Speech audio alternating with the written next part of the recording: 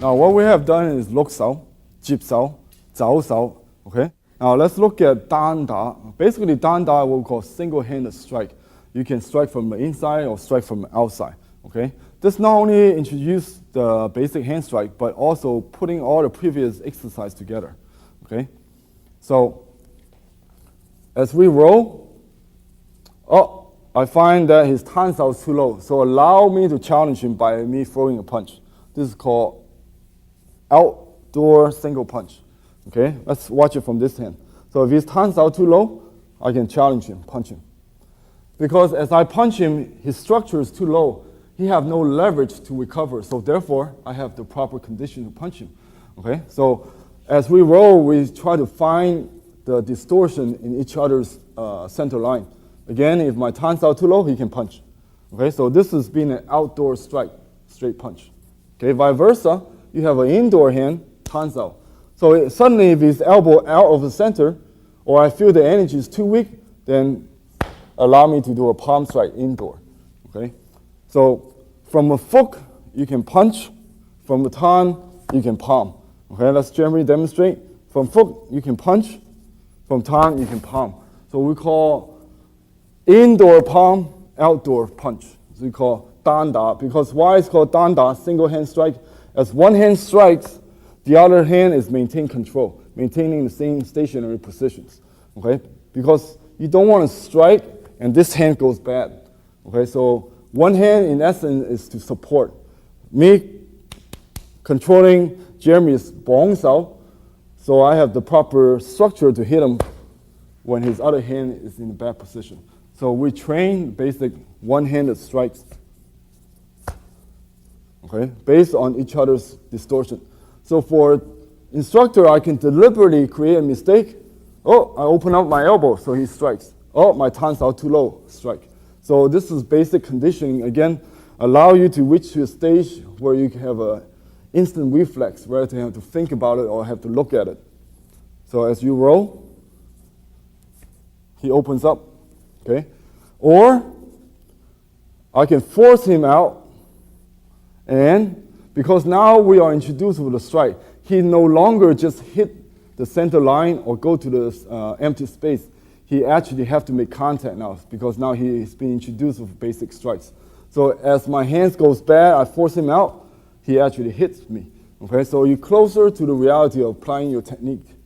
Okay, same thing. I can punch, and he overreact with the tan sao going away, then I can run back and palm strike him. Let's look at that again. Okay, so as I palm strike, he juts. So now I'm not going to chase after a downward motion. I'm going to continue to hit him by doing a run. So now you can see how running and catching actually is to train to support your single-handed strikes. Later on, you will have an unstoppable single-handed strike. Okay, watch. As I palm strike him, he jut, I run. So it's like you have a backup system. Okay. Now again, everything is based on previously what you've been training for. We roll, both partners have good position, but suddenly his hands become weak.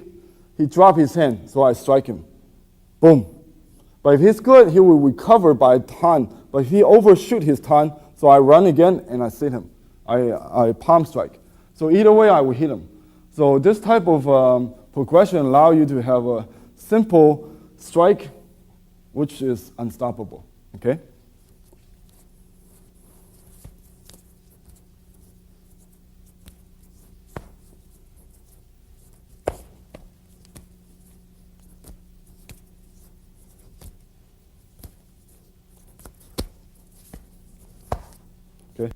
So far, what you're seeing is pretty static. We don't move, okay? So you actually develop a basic foundation. It's just like ceiling tile, okay? But the dynamic, the reality of combat is all about motion. So now the last stage, dealing with putting the footwork of chamkyo into your strike. So we go back to lok sao. I can go back and go forward, okay? So if he comes forward, I can reabsorb his energy. So right now it's like a dance. We're maintaining certain space. But again, it's using body to find his weakness through the motions.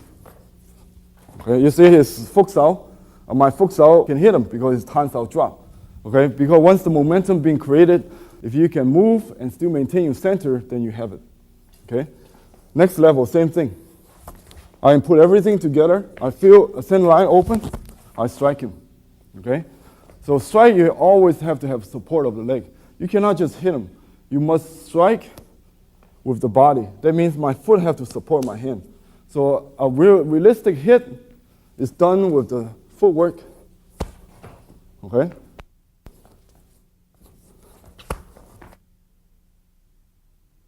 This will start to move.